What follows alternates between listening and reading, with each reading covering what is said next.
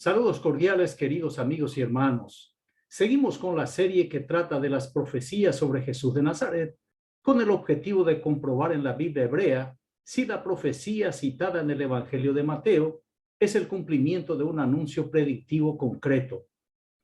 El estudio se desarrolla con una exégesis aplicada fuera de la fe y creencia, es decir, fuera de los cánones establecidos por la confesión religiosa.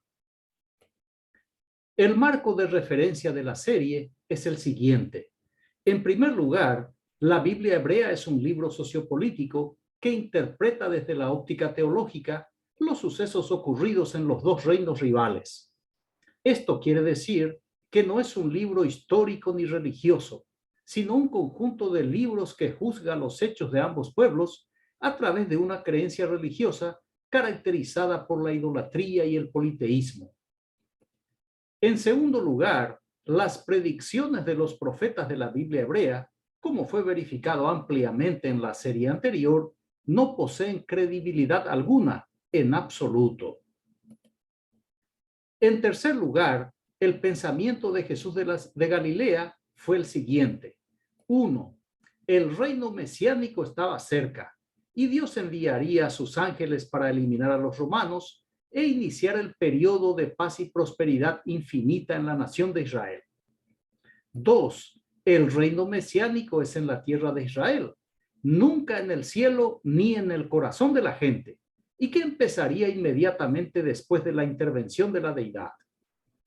3. El reino mesiánico es para las ovejas de Israel, nunca para los paganos o para los gentiles. Como Jesús de Nazaret decía, no es para los perrillos. 4.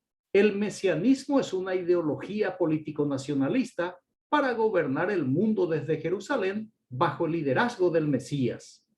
No es un movimiento religioso, sino una acción bélica, como Jesús mismo aclaró diciendo, vine a traer guerra y no paz.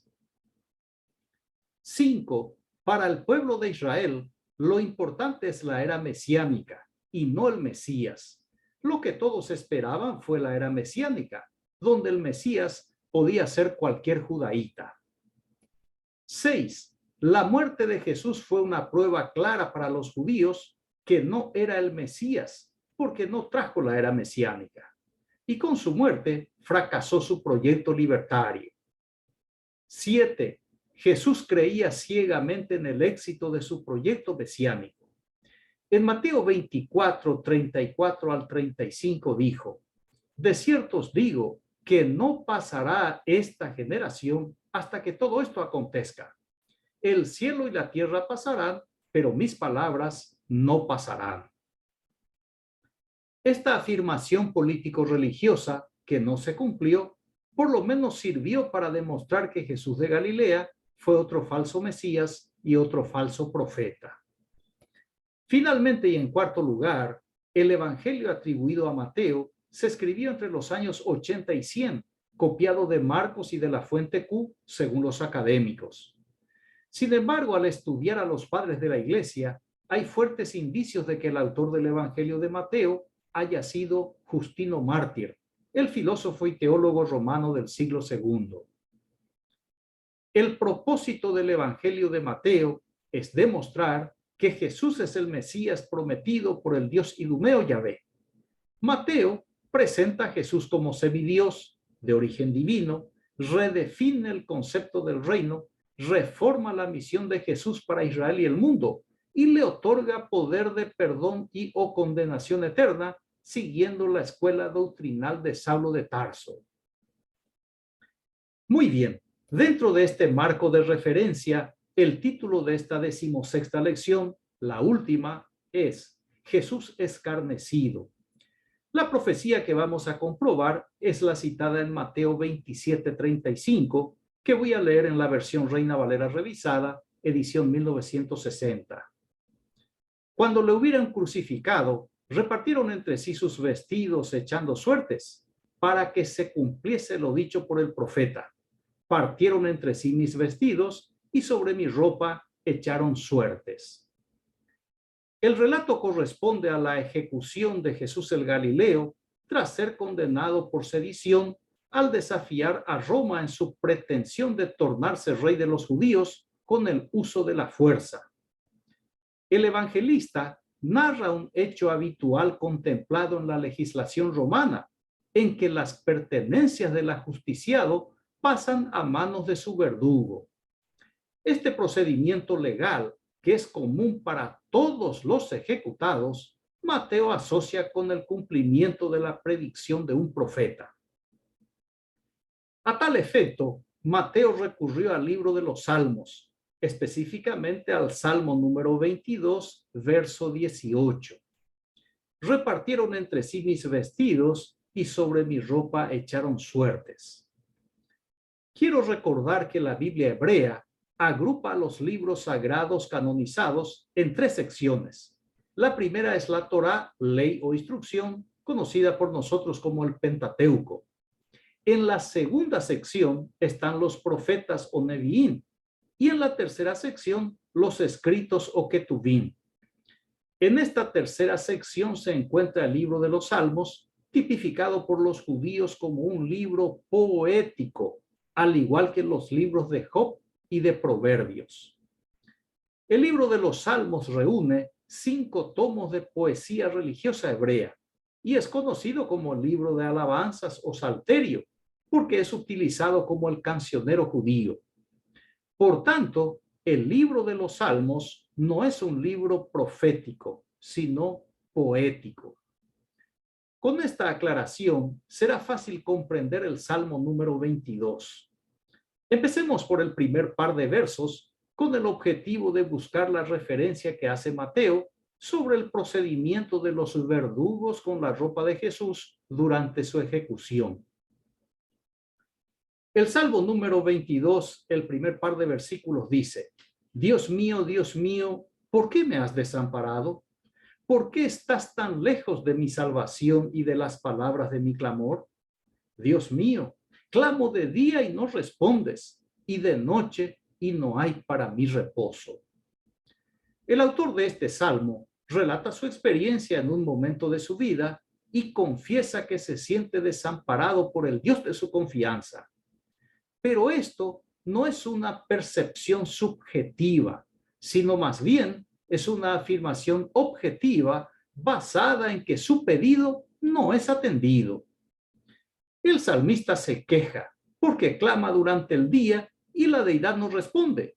Llega la noche y no puede descansar, pensando en su problema y en el silencio del Dios de su devoción.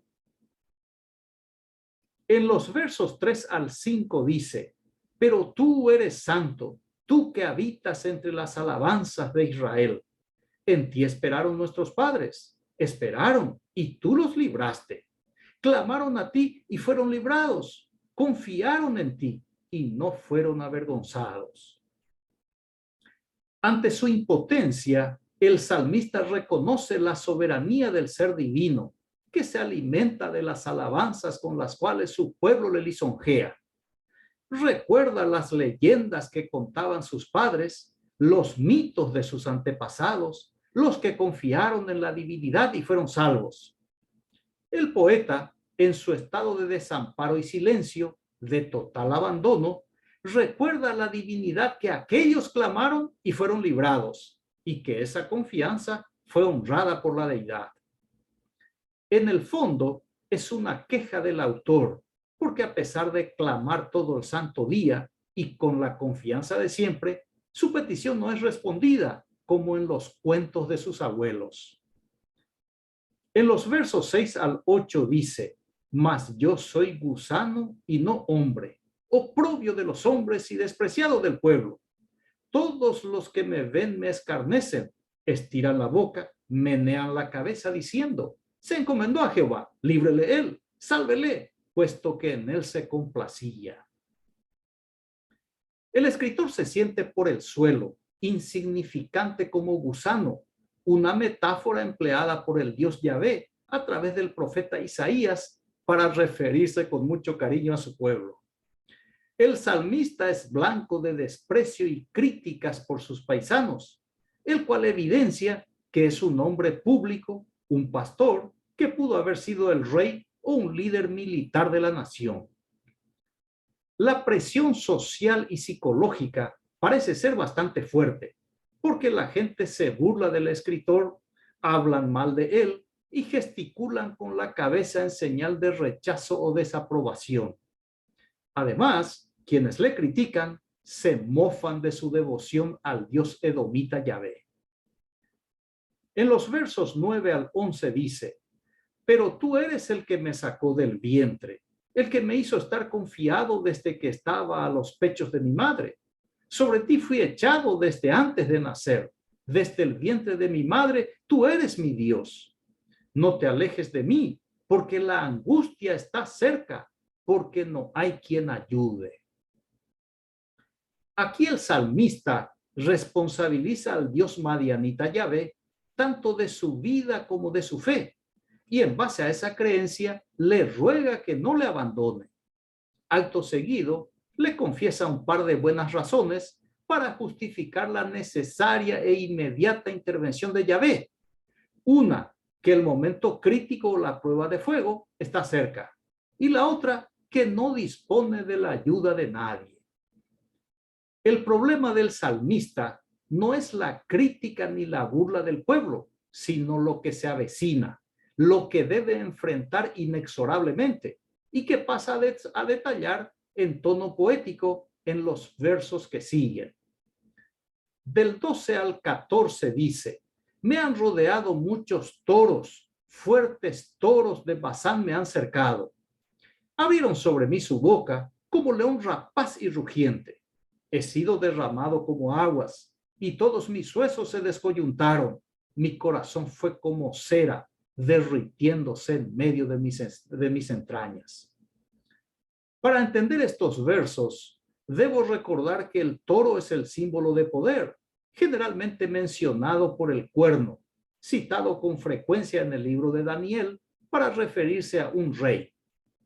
El dios árabe Yahvé era representado por una cabeza de toro, al igual que el dios de los moabitas Quemos y el dios de los amonitas Moloch. Eran lo mismo, la misma iconografía. Esa iconografía está presente en el altar del sacrificio, que tiene cuernos en sus 4 vértices. El altar del incienso con cuernos en sus 4 vértices. El cuerno usado como bocina, más conocida como shofar o sofar. El cuerno del aceite de la unción, entre otros utensilios sagrados. Además, tenemos el caso del mensajero de Yahvé, que para entregar su predicción a los reyes de Israel y Judá, empleó un par de cuernos. Primera de Reyes 22:11 dice: y Sedequías, hijo de Kenaana, se había hecho unos cuernos de hierro y dijo: así ha dicho Jehová, con estos acornearás a los sirios, hasta acabarlos. El salmista entonces estaba cercado por una coalición de tribus vecinas, cuya fuerza y fiereza compara con el toro de Basán. La capacidad bélica del adversario desmoraliza al escritor, quien no esconde su estado de ánimo de sentirse completamente amilanado. En los versos 15 al 18 dice: como un tiesto se secó mi vigor, y mi lengua se pegó a mi paladar, y me has puesto en el polvo de la muerte. Porque perros me han rodeado, me ha cercado cuadrilla de malignos, horadaron mis manos y mis pies. Contar puedo todos mis huesos, entre tanto ellos me miran y observan. Repartieron entre sí mis vestidos, y sobre mi ropa echaron suertes. El salmista está totalmente desanimado. En el verso 15 dice que está sin fuerzas, sin poder decir ni una sola palabra, y le echa la culpa a su Dios, quien le abandonó a esa condición y le entregó a la muerte, le entregó en manos de sus adversarios. En los versículos 16 al 18, por medio de metáforas, narra lo que sucede a su alrededor, que los perros o gentiles lo tienen sitiado, que no puede huir ni hacer ni decir nada, porque está cercado por la cuadrilla de malignos, quienes antes de atacar ya se están repartiendo el botín de guerra, representado por sus prendas de vestir. Es un momento de máxima tensión. Es la antesala de una confrontación bélica en los que está en juego la vida del salmista y la libertad de su pueblo. Es la espada de Damocles sobre su vida, sus compatriotas y el futuro de la nación. En este estado, en los versos 19 al 21, emerge la última y desesperada súplica del poeta, por lo menos en el poema. Mas tú, Jehová, no te alejes, fortaleza mía, apresúrate a socorrerme. Libra de la espada mi alma, del poder del perro mi vida. Sálvame de la boca del león y líbrame de los cuernos de los búfalos. La urgencia, la esperanza y la confianza se mezclan en el pedido de socorro. El desprecio por los adversarios es inconfundible y se hace notorio con el uso del apelativo peyorativo perro, tanto en tiempo de guerra como en tiempo de paz. Finalmente, la respuesta llegó y en los versos 22 al 24, el salmista expresa su gratitud y renueva su compromiso con el ente espiritual de su devoción. Dice, anunciaré tu nombre a mis hermanos, en medio de la congregación te alabaré. Los que teméis a Jehová, alabadle, glorificadle descendencia toda de Jacob, y temedle vosotros descendencia toda de Israel. Porque no menospreció ni abominó la aflicción del afligido, ni de él escondió su rostro, sino que cuando clamó a él, le oyó. El cambio de ánimo es completo y la alegría del poeta es indescriptible. Inmediatamente se compromete a compartir con sus hermanos el milagro atribuido al Dios Yahvé y por esa creencia y experiencia ordena a sus paisanos a reverenciar al Dios de Jacob, el Dios de Israel. Aquí debo hacer una aclaración, que el Dios de Jacob o Israel o Reino del Norte es el Dios fenicio El y no Yahvé. Yahvé es el Dios de Judá o Reino del Sur.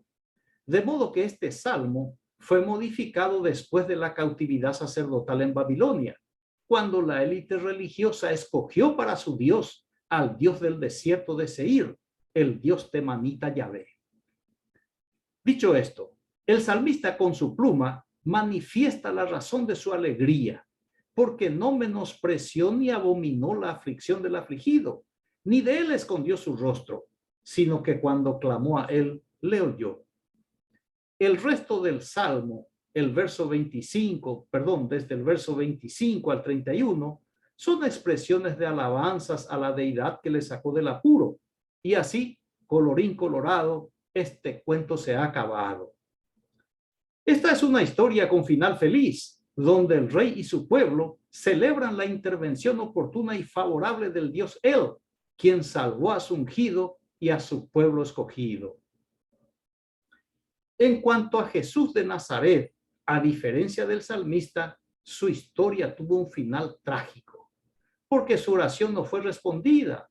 Sus ruegos fueron ignorados por el mismo Dios El, a quien clamó y reclamó desde la cruz: Elí, Elí, mi Dios El, ¿por qué me negaste tu amparo? Definitivamente, la experiencia descrita en el Salmo número 22, que fue del autor enigmático, o simplemente fue una composición para ser cantada por la congregación.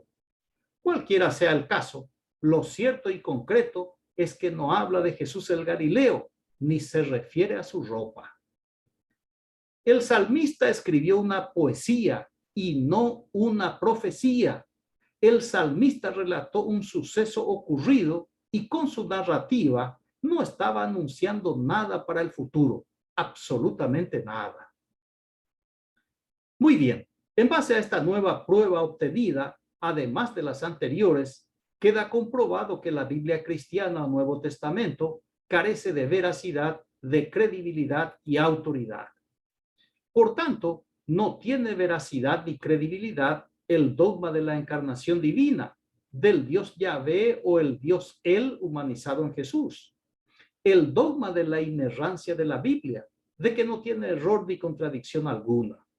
El dogma de la inspiración de la Biblia, de que el Dios Yahvé dictó a sus santos escribas, el dogma de la segunda persona de la Trinidad, de que Jesús de Nazaret es otro Dios, el dogma de la Santísima Trinidad, de que el Dios Yahvé, el Dios Jesús y el Dios Espíritu Santo constituyen una sola entidad y que actúan en absoluta armonía.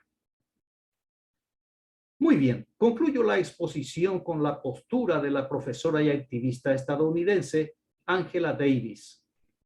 No estoy aceptando las cosas que no puedo cambiar, estoy cambiando las cosas que no puedo aceptar. Les reitero, no estoy aceptando las cosas que no puedo cambiar, estoy cambiando las cosas que no puedo aceptar. Agradezco su amable atención. Reciba un fraterno abrazo y hasta el próximo estudio. Gracias.